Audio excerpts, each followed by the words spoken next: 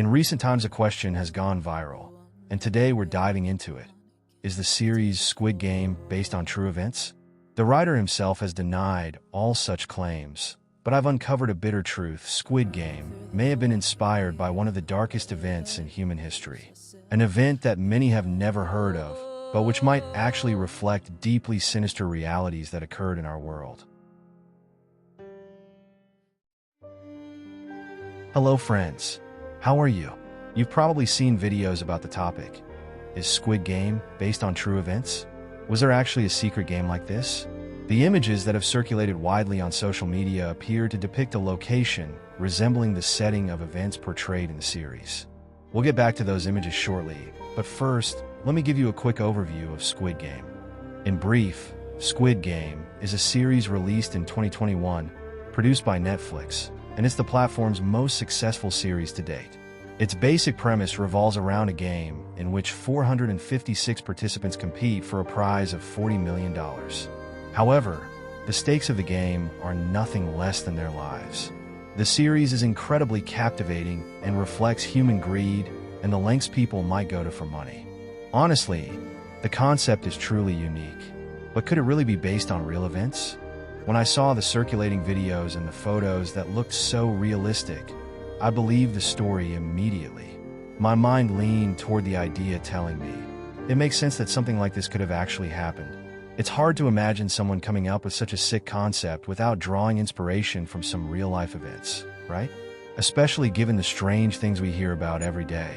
The notion that the wealthy might have initiated a game for their own entertainment at the expense of others seemed plausible. But in the end, it turned out that the widely shared images had been created using artificial intelligence. Yet one question lingered in my mind, sparked by a single image that wasn't generated by AI, but was indeed real. At some point in history, there were people wearing outfits like those in Squid Game, gathering in a location eerily similar to the series. So, I started digging into the matter, spending hours watching videos, reading articles, and going through investigations. What I discovered was shocking, something deeply disturbing that went on for a long time and led to the deaths of thousands of people. What I'm about to share with you today is incredibly distressing and unnaturally dark. But as you go further with me in this video, you'll notice that the events of this story bear a striking resemblance to Squid Game. The inspiration is undeniable, and by the end, I'll try to prove to you that the writer indeed drew his idea from these horrific events.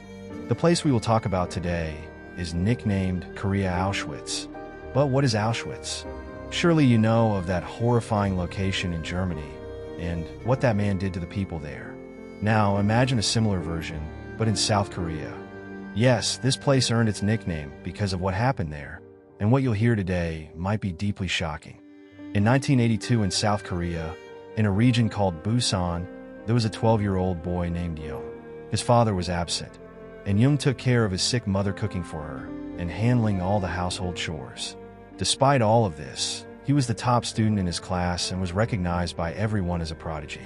One day, Young was late returning home because he had gone out with a man from the neighborhood who often took children on trips to the city. Imagine rural kids seeing city lights, food, and new experiences for the first time in their lives. While they were playing in the city, the man left Young alone for a moment. A policeman approached the boy and asked, "What are you doing here?" Young replied that he was out for a walk. The officer said, "Come with me to the police station, and I'll take you home." Being a 12-year-old, Young believed that police officers were good people. But that boy disappeared, as did many children during that time. That same year in 1982, there was another boy named Choi, age 14, who was walking home from school. A policeman stopped him and searched his bag, finding a loaf of bread. The officer asked, "Where did you steal this bread from?" The boy began to cry, insisting, "I didn't steal the bread." But the officer persisted, saying, "Confess, you stole it." The policeman used violence, and the boy kept screaming that he hadn't stolen anything. The officer didn't stop, even burning the boy's skin with a lighter to force a confession. Finally, the boy said, "Yes, I stole the bread." The officer took him to the police station, but what happened to him, there was far worse. In 1983, a 7-year-old girl and her younger brother were left at a train station by their father, who went to buy something from a shop. A policeman took the two children to the police station, and they disappeared. There was also a boy named Young Singo, 15 years old, who worked in a Chinese restaurant. He decided to take a day off and visit the sea near Busan. When he arrived at the train station, a policeman stopped him and accused him of stealing money. The boy denied the accusation, but the officer insisted and took him to the police station. A 9-year-old girl named Park Sun Ae was waiting for her brother at the train station. A policeman approached her and said, "We'll take you to your brother's house." She disappeared as well. All these children, along with many others, vanished. It wasn't just children. Thousands of people, including the elderly, people with disabilities, and women also disappeared. What happened to them was a tragedy. Once they arrived at the police station, they were forcibly loaded into a closed truck. Inside the truck were people of all kinds, the elderly, individuals with disabilities, and more. Any questions asked or words spoken were met with violence, as the guards carried baseball bats and used them mercilessly.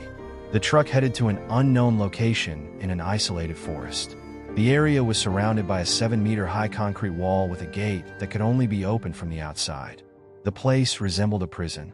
Inside the high walls, there were numerous buildings and overcrowded rooms, each holding 80 to 100 people. The beds were packed tightly together, stacked on top of one another. Every person was forced to wear a striped blue uniform and was stripped of their name, being identified only by a number. When children entered this place, they were severely beaten, their heads were shaved, and they were dressed in a one-piece uniform. The location was entirely cut off from the outside world, and life behind those walls was a living hell.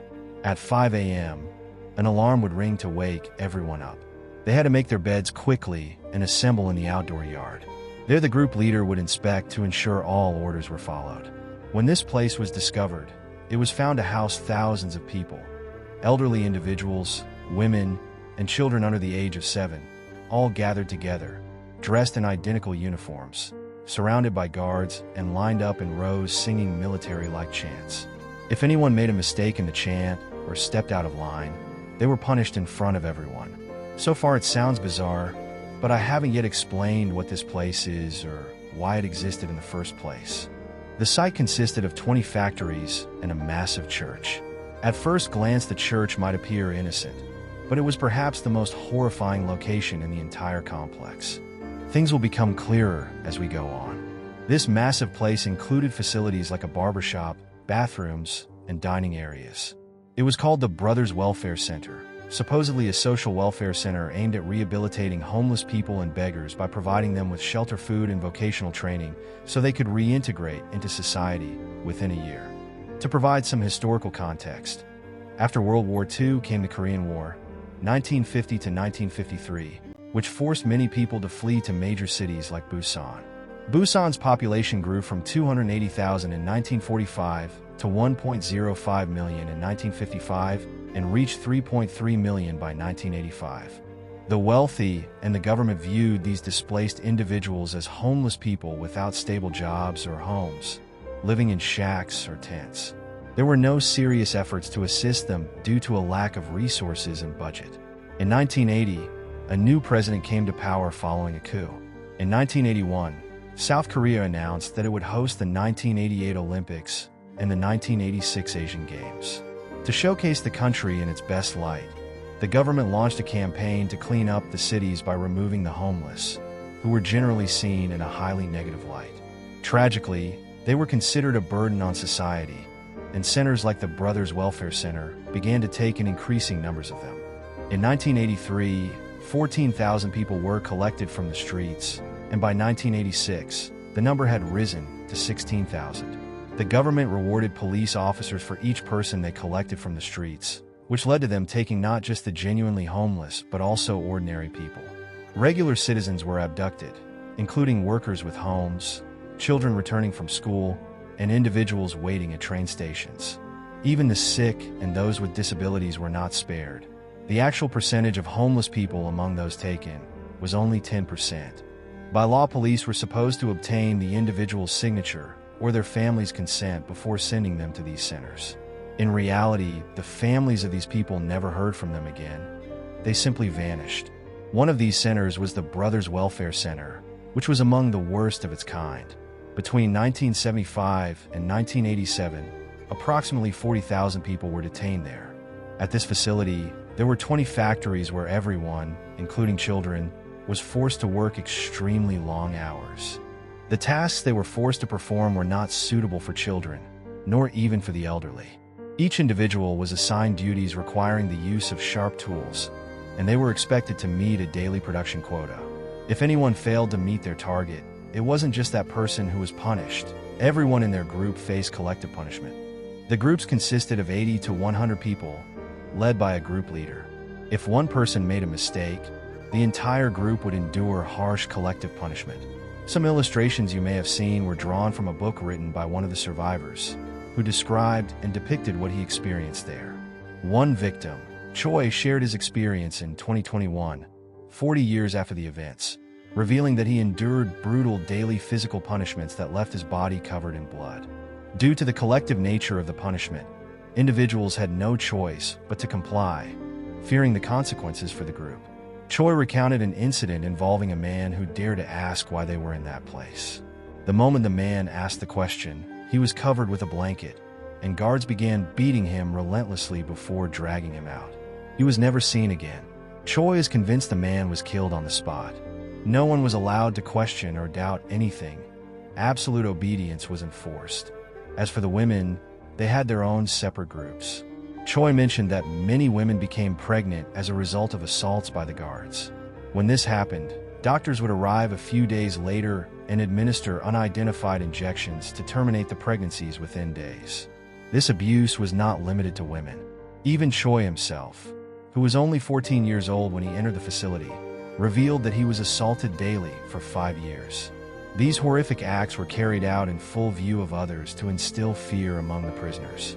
The most disturbing part of this story is that the guards, who carried out the punishments, were victims themselves. If someone demonstrated good behavior, they could be promoted to the position of a guard, but they remained part of the same system. Even the guards were punished if anyone in their group made a mistake. In cases of attempted mass escape or escape planning, someone would inevitably inform the others out of fear of collective punishment. If a guard failed to punish their group, they too would be punished, creating an atmosphere of perpetual fear for everyone. Choi recounted a story about the construction of one of the center's buildings, where children were forced to carry heavy stones. On one occasion, a child collapsed from exhaustion, and a guard killed him on the spot. What's even more grotesque is that the corpses were sold to hospitals for use in anatomy lessons. This chilling detail is reminiscent of themes in the series Squid Game, but here it occurred in real life to generate additional profits. I spent 3 consecutive days researching this subject, listening to the victims' stories as they wept while recounting their suffering. Many initially refused to speak, feeling deep shame, especially men who had endured years of abuse. Many have asked, how did the government remain silent about this place? The answer is that the government officially funded it, paying for every person sent to the center to cover food and services. However, the reality was far from the government's claims. The church within the center also has its own story, which we will return to later. Another unsettling aspect is the existence of videos and photos of this place. How were these videos used? The truth is that they were broadcast as TV advertisements promoting the center, presenting it as a place that cared for the homeless, educated them, and provided them with a dignified life. Of course, these videos were a far cry from the truth. The victims were forced to act in these videos, which were intended to solicit donations. Yes, this place received massive donations in addition to government funding. Now, we move on to the topic of the church, which is something that cannot be described with words. But let's continue together. Remembering the child we spoke about in the first video, Young, who was 12 years old. On one occasion, when he was 14, 2 years after entering the place, he tells his story now as a man in his 50s. He mentions in the documentary that, at one point, he discovered that he was in the same place as his father, who had previously disappeared. His father had been going to police stations in attempts to search for him, then began drinking heavily. Eventually, they put him on a bus and took him to this place. When he saw his father, he didn't feel happiness, but rather felt shame and embarrassment because he knew what was happening in this place. As for the food they were given, it was very little, far less than anyone would expect. The government paid for every person sent to the center, but they provided food for about 2,000 people instead of the 3,000 they were supposed to accommodate. The saved money went into the pockets of those in charge of the place. Recently, records were discovered showing that the center had bought around 250,000 pills of chlorpromazine, an antipsychotic drug used to treat schizophrenia. This drug was added to the food provided, with the goal of calming people, but in the long run, it could cause paralysis. There was a group called the Zombies, who were people with special needs, and were given large doses of the medication until they were in a state between life and death. The place was a hell for anyone who entered it. I haven't even mentioned half of the crimes that took place there. Many victims shared their stories while crying from the immense suffering. One victim, according to documents, suffered full paralysis due to severe beatings. Many victims were left with severe psychological consequences, some of whom couldn't finish their education and became disabled for life. The estimated number of people who lost their lives in this place is 657. Although this is not an exact number, it is considered a reasonable estimate. As for who benefited from all this suffering, there was one person responsible for these heinous crimes, Park Khan. He was a former soldier and boxer, and he controlled the place like Kim Jong and controlled North Korea. No one dared to look him in the eye due to his immense fear of him. Park and Khan believed in a family-run system of governance and assigned tasks to his family to prevent any leaks. His wife, Lim Sun-sun, helped manage the place, as did her brother, Lim Yun-sun, who was a priest at the church, and her brother-in-law, Jo Seon-chan. They all ran the place together. In all the promotional videos, Park and Khan appeared to be a humble and cheerful person. He was shown in the videos dining with the homeless in the place. But the truth was that this man had built a massive fortune from this place, especially from the church, where his wife's brother was the priest. The church was presented in promotional videos as a Christian place teaching people Christianity, and Park and Khan himself would preach at the church. But behind the scenes, the church was a place of brutal justice, where the building was constructed with the victim's hands, brick by brick. As for the court in the church, it was based on just one crime, attempting to escape. It was called the Great Sin. If anyone tried to escape, they were immediately captured and treated harshly, beaten in an office designated for this purpose, and then tried in the church court. They were forced to wear a robe with the words, "I am guilty for defying the word of the Lord," written on it, and then presented before Park and Khan and thousands of victims to witness the punishment. Park and Khan would order them to be told, "Jesus will punish you," and then beat them with his fists in front of everyone. Imagine the sickness of this man, Park Khan. It is said that the number of victims who lost their lives at his hands exceeds 60 people. This man was the devil himself, cloaked under the guise of religion. He did everything under the cover of religion.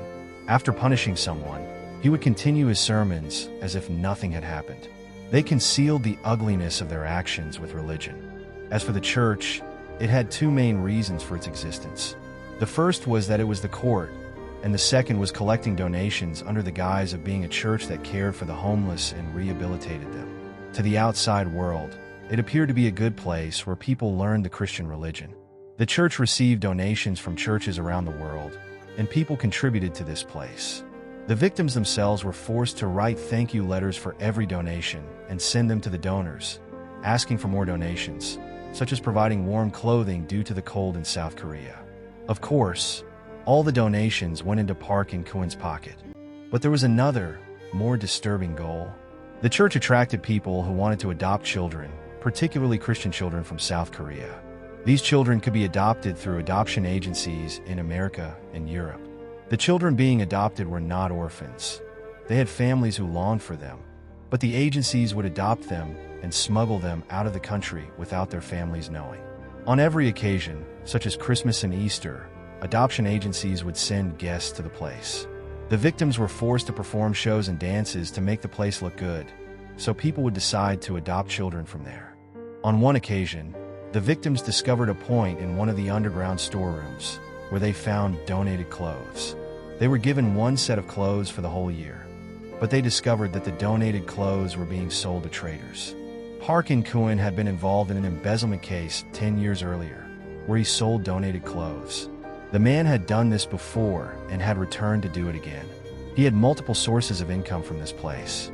Eventually, the place was discovered, but the accounts of the story vary.